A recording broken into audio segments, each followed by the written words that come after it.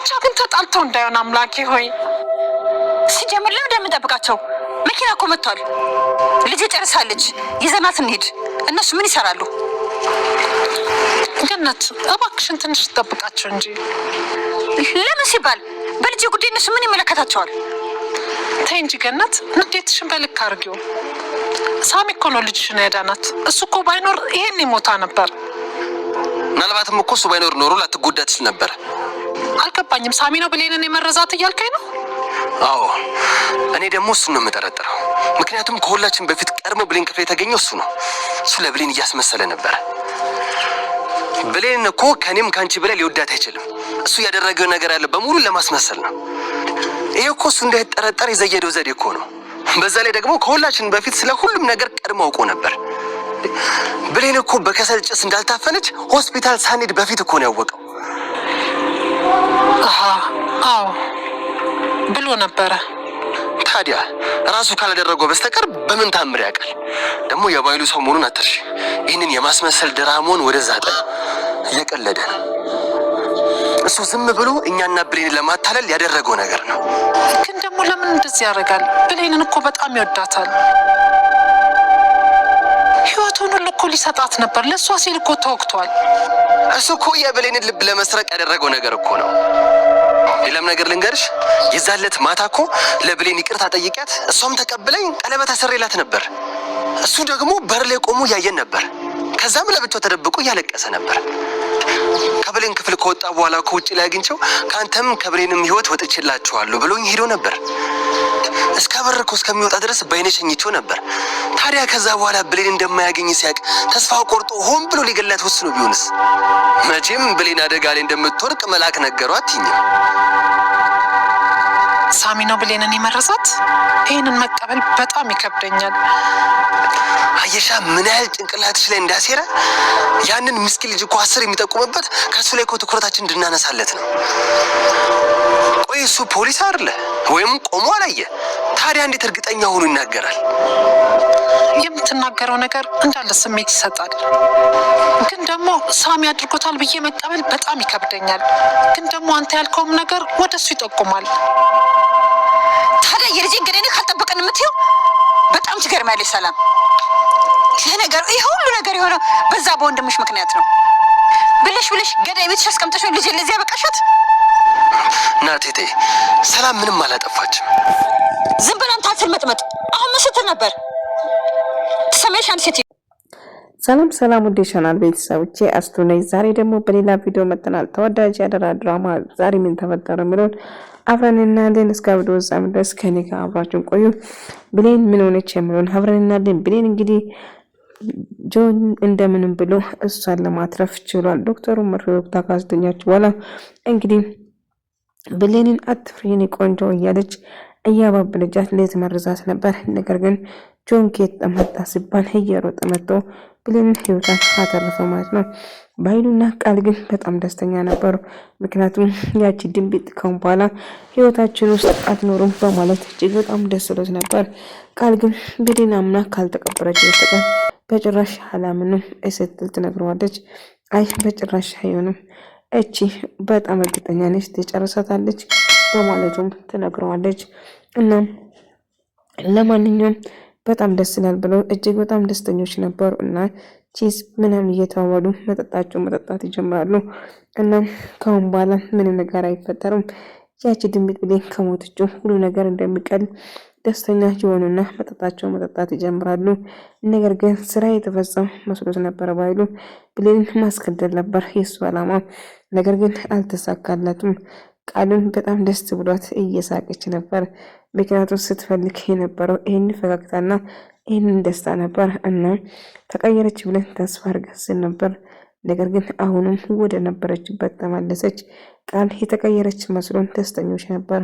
ነገር ግን ብሌን አትናገርም፣ መጮህ ወይም ምንም ነገር ማለት አትችልም ነበር። እና እዛ ተኝታ ነበር አይኖቿ እንባ የሞሉት። ነገር ግን መረዘችን ብላ ስታስብ ነገር ግን እንግዲህ ዮሐንስ ከየት መጣ ሲባል ያድናታል። ዮሐንስ እየሮጠ እንደብድ ገባ። ሳሚን በጣም ተጨንቆ ነበር እና ግራ ተጋቡ። ብሌን ትናንሽ ብሎ ጠየቃት። በዚህ ነበር ልትመርዣት የነበረው በማለት ዮሐንስም ይደነግጥና መርፌን ፈልጎ ልትመርዛት የነበረውን ይሄ እንደሆነ ይናገራል። ሰላምም ግን ልጅ ምን ሆንሽ? ተረፍሽ? አይዞሽ አይዞሽ እያሉ ሁሉም ሰው ይረባረቡበታል። ምክንያቱም ሳሚ ከመጀመሪያም ልቡ ነግሮት ነበር። ዶክተሯን ምንም እንዳልወደደ ለሰላም ነግሯት ነበር። ሰላም ግን ምንም አልጠረጠረችም ነበር። ደግሞ ብለህ ከዶክተር ጋር መጣላት ጀመርክ ሲል ይነግራል። ዮሐንስ መሬት ላይ ዶክተሩ ተኝቶ ሲታይ መርፌውን ፈልጎ በዚህ ነው የመረዘቻት በማለት ማውራት ይጀምራሉ። እና ብሌንን መርዛ ለመግደል ነበር ግን አልተሳካለትም ነበር። እና ይሄ ሁሉ አንተ ጨዋታ ነው ሲል ሳሚም ይናደዳል። ነገር ግን የተልኮ እንዳልተሳካላት ለባይሉ ደውላ ትነግረዋለች። ስራው ተጠናቀቀ ብሎ ባይሉ በጣም ደስ ብሎት በደስታ አስፈንድቅ ነበር። እና እሷ የምታወራው መስማት ሳይሆን የምትፈልግ ገንዘብ ይገባልሻል አብሽር እያለ በጣም በደስታ ነበር ሲያናግራት የነበረው። ነገር ግን ልጅቷ እንዳልሞተችው ስትነግር ይሄ ደግሞ ምን ማለት ነው? አልሰማሽም? አልሞተች ማለት ምን ማለት ነው? በማለት ይነግራል። ቃልም ሞተች ብሎ ስትደሰት የነበረው ነገር ግን ፊቷ ይኮሳተራል። ምክንያቱም ሞተች ብሎ ሲደሰቱ ነበር። ነገር ግን ብሌን እንደተረፈችው ተረዳ እና ሰው መጥቶ እንዳዳና ታውቀዋለች። እና ምን አይነት ሰው ነው? ማን ነው ያከለከለሽ? ዶክተሩን እንኳን እንደምን ብዬ አልፌ ነበር፣ ግን አንድ ወጣት ከየት መጣ ሰባል ህይወቷን እኔ እንደሚገል አውቆ መቶ እጄን ያዘኝ እንድድን አደረገ በማለት ትነግረዋለች። እና በሚያሳዝን ሁኔታ ስራው እንዳልተሳካለት ልጁ ምን አይነት ሰው እንደሆነ ይጠይቃታል። ልጁ ምን አይነት እንደሆነ ለመናገር ስትል ጆን ድንገት ይመጣና መሳሪያ ይዞ ድጋሚ የምልሽን ነገር እንሱ እንዳልሆነ ሌላ ሰው እንደሆነ ጭምር እንድትነግር ያዛታል። እና እሱም እሺ ብላ አይ ቀይ የሆነ ረበሸ ወይም ደግሞ ቀይ ልጅ እንዳልሆነ ሌላ ሰው ጥቁር ያለው እንደሆነም ጭምር ትነግረዋለች። ሳም ባይሉም ይሄ ጥቁር ያለ ሰው ማን ነው? እንዴት ላቅ ቻለ?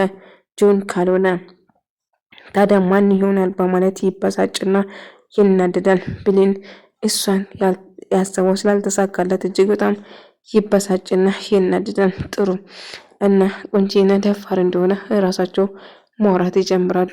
ቆይ አንተ ማና? አንተም ጆን ማለት አንተ ነው ብሎ ቆይ አሁን በወጋሽ አንድ ነገር ባረግሽ ምን ታረጋለሽ? መተንፈስ እንኳን አቺን በማለት ይዝትበታል። ሳሚ ጆን ይህን እንዳረገና ያቺን ቀጠሮ እሷን ለማግኘት እንዳወጣም ጭምር እርግጠኛ ነበር። እና ጆን ሳሚ ከባይሉ ጋር ይሰራ ስለነበረው እያንዳንዱ እንቅስቃሴ እያንዳንዱ ድርጊት ያቅ ነበር። እናም እሷም እንግዲህ ምናልባት ወላጆችን ገሎብ ሊሆን ይችላል ስትል የወላጆቹ ገዳይ ባይሉ እንደሆነና ለየብቻቸው እያሳደጋ እንደሆነ ብዙ ነገር ነገረችው። አልገባኝም፣ ምን ማለት ነው የኔ ወላጆች ማለት ይጠይቃታል።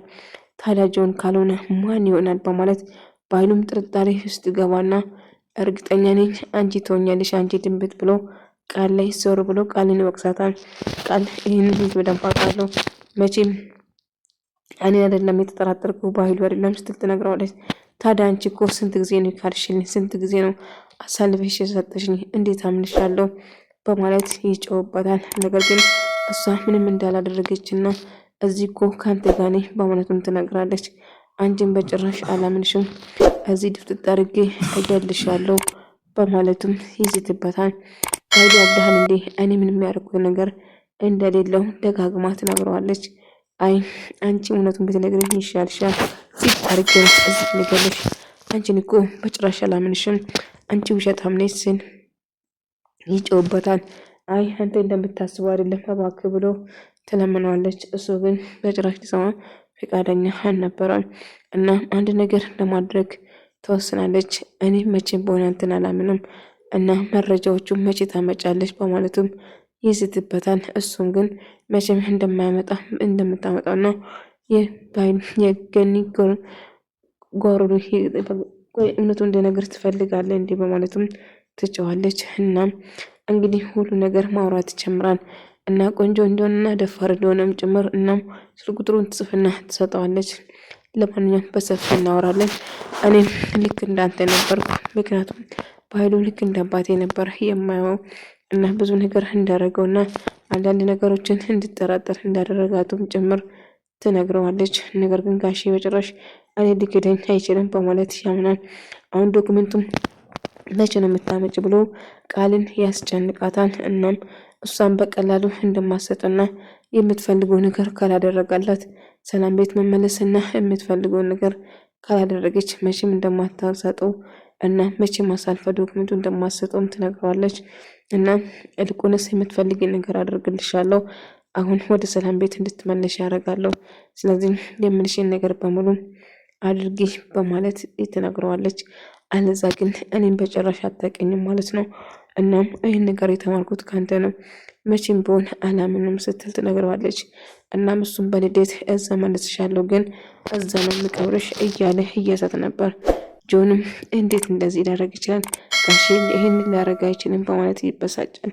የተፈጠረው ነገር ይህንን ማመንማ በጭራሽ አልችልም እያ ነበር። እንደ አጋጣሚ ብቻውን እያወራሁ ዳጊ ሳሚ ድንገት መጣባት። ይህን ያደረግኩ አንተ እንደሆንክ አውቃለሁ እና መቼም ደግሞ አላምንም። ይሄ ጨዋታና አንድ ቀን እውነቱ ሳጋልጥ እውነቱን አጋልጬ ታያለህ ሲል ሰላም የት ሄደው ነው እነኚህ ልጆች በማለት ትጨነቅና እርግጠኛ ነኝ ሳሚና ዮሐንስ ተጣልተው ይሆናል በማለት እጅግ አብስታ ስትጨነቅ ነበር። ገኒ ደግሞ አልገባኝም፣ ለምንድነው እነሱን የምንጠብቃቸው? ለምን ጥለን አንሄድም? በማለት ትጨዋለች። እባክሽ አሁን እንደተናደድሽብኝ አውቃለሁ፣ እባክሽ ስሜትሽን ንዴትሽን በልኩ አድርጊ በማለትም እናቴ ተረጋጊ እንጂ ስትለም ይነግራታል። እና ሳሚ እንደመረዘ እያወራ ነበር። ታዲያ ሁሉ ነገር እንዳገጣጠመና እንዴት ላቅ እንደቻለም ጭምር ሁሉ ነገር ሳሚ ላይ ለማላቀቅ ዳጊ እየሞከረ ነበር። ብሌን እሺ ብላ እንደተቀበለችና ዳጊ በር ላይ ሆኖ ሲሰማ እንዳለቀሰውም ጭምር ሁሉ ነገር ነገረ። ሰላም ይህንን በጭራሽ ላምን አልችልም፣ ሳሚ እኮ ህይወቱን አሳልፎ የሚሰጣት ለብሌን ብቻ ነው፣ ስለዚህ በጭራሽ የእውነት ሊሆን አይችልም በማለት ትነግረዋለች። እና ይህንን ገዳይ ቤት አስቀምጠሽ ልጄን ሽባ አድርገሽ ሰጠሽኝ እና ደህና ልጄ ወስደሽ በማለት ገኒ ማልቀስና መጫወት ትጀምራለች። እባክሽ እናቴ ተረጋጊ ብላትም ልትረጋጋ አልቻለችም። አዎ አንቺ ነሽ ልጄን እንደዚህ ውስጥ እንድትገባ ያደረግሽው፣ አንቺ ነሽ ልጄን ችግር ውስጥ እንድትገባ ያደረግሽው በማለትም ስትጮህበት ነበር። አይ እባክሽን ተይ እንደዛ አይደለም ብላ ብትነግርም ቆይ እንዴት አምንሻለሁ አንቺ ነሽ በማለት ትጮህበታለች። እና ሰላም ከማልቀስ ውጭ ምንም ነገር ማድረግ አልቻለችም። እንደ አጋጣሚ ፀሐይ እያየች እንጂ ምንም ነገር መናገር አልቻለችም ነበር። እና ሳሚን ሙሉ በሙሉ ጥፋተኛ እንዲሆንና ጥፋተኛ አድርጎ እንዲቆጥሩ ዳጊ ያደረገ። ሰላምዬ በጣም ከፍቷት እያለቀሰች ነበር። እድሌ ነው ከሰው ጋር እንደሆን አልፈረደም፣ የገዛ ወንድምሽ ነው እንደዚህ ያደረገ ስትል እያስታወሰች ነበር። ብሌን በመጨረሻ ከሐኪም ቤት ለመውጣት ትወስናለች እና አይኖቿን በሞልቶ እጅግ እያለቀሰች ነበር። ገኒም ሳሚን ጥፋተኛ ያደረገው ሳሚም ዳጊም እንደዛው። ሳሚ ግን የብሌን ህይወትን ከማዳን ውጪ ሌላ ምንም አላደረገም ነበር። ደውላ ህይወቷን ለማትረፍ በሞክሩም ነገር ግን ጥፋተኛ ሆኖ ተገኘ። ነገር ግን ብሌን ህይወቷን እንዲያተርፍ ደጋግማ ለሳሚ ደውላ ነበር። ዶክተሩ ብሌን ያለችበት ሁኔታ ተገረመ። እሷን ለመግደል የምጥር ሰው እንዳለን ተገነዘበ እና እሱ ልጅ ይሄ አደጋ ላይ እንዳለችም ጭምር ተገነዘበ። ብሌን በጣም አይኖቿ ባቋጥሮ እያለቀሰች ነበር። ከዛ ወጣ። ዶክተሩ ምንም ደስተኛ አልነበረም። ሳሚና ዮሐንስ ሮጠው ሲሄዱ ቆይ እንዴት እዛ ትወስዳለህ የእናትን ልደት ሳሚ፣ እንደውም አንተ ዘም ብለህ አንተ ነፍሰ ገዳይ ነው ስትል ገኒ የማውን ንግግር ትናገራለች። እና ጭራሽ እኔን ጥፋተኛ አደረጋችሁም በማለትም አዎ አንተ ነፍሰ ገዳይ ነው፣ እናም ትሰማኛለህ ልጄ አጠገብ ድጋሚ እንዳትደርስ ጭራሽ አልተመቸህ ልጨርሳት ነው በማለት የማውን ነገር ተናገረ። ዮሐንስም በንግግሯ ተናዶ ሳሚ እባክሽ ተረጋግ በማለት ትነግራለች። ሰላምን በጣም ከፍታት እያለቀሰች እድሌ ነው ወይም በማለት እጅግ በጣም እያለቀሰች እና እያዘነች ቤተክርስቲያን መለመን ትጀምራለች። ዳጊ በመጨረሻ የብሌን ምርጫ የት መሆን እንደምትፈልግና የት እንደምትሆን እሷ ራሷ መምራት ትችላለች። መናገር ወይም መንቀሳቀስ አትችልም። ብሌን የት መሆን እንደምትፈልግ ራሷ መናገር ትችላለች እና እኔ ራሴ ጠይቃታለሁ ብሎ ይነግራል። ሰላም ይሁሉ እድለ ቢስ ነኝ፣ ለምን እንደዚህ እኔ ላይ እንደዚህ ነገር ተፈጠረ በማለት እጅግ በጣም እያለቀሰች እና እያዘነች ነበር። እና ብሌን ዳጊ የት መሆን እንደምትፈልግ በግልጽ ይጠይቃታል እና ምርጫውን ራሷ እንደምችል እንደማትፈልገውና ራሷን አነቃንቃ መናገር እንደምችል ይነግራታል። እሷም እሺ የት መሆን እንደምትፈልግ እንደምትናገር ትነግረዋለች። ሳሚም ሰላም እንዴት ትፈቅጃለሽ በማለት እየደነገጠ ሮጦ መጥቶ ለምን ሰላም ብሌን ከዛ እንድትሄድ ለምን ፈቀድሽው? አንተ ምን አገባ? አንተ ምን ቤት ነው? ከእናቷ በላይ ትጨነቃለህ በማለት እና የጀመርከውን ልጨርሶ ነው በማለት ሰላም በንዴት ሳሚን ትናገራለች። ሰላም አንቺም እኔን ተጠራጠርሽ ማለት ነው፣ በጣም አዝናለሁ በማለት ጥሎት ይወጣል። ወደ ተመልካቾቼ የዛሬ ቪዲዮ ይመስል ነበር።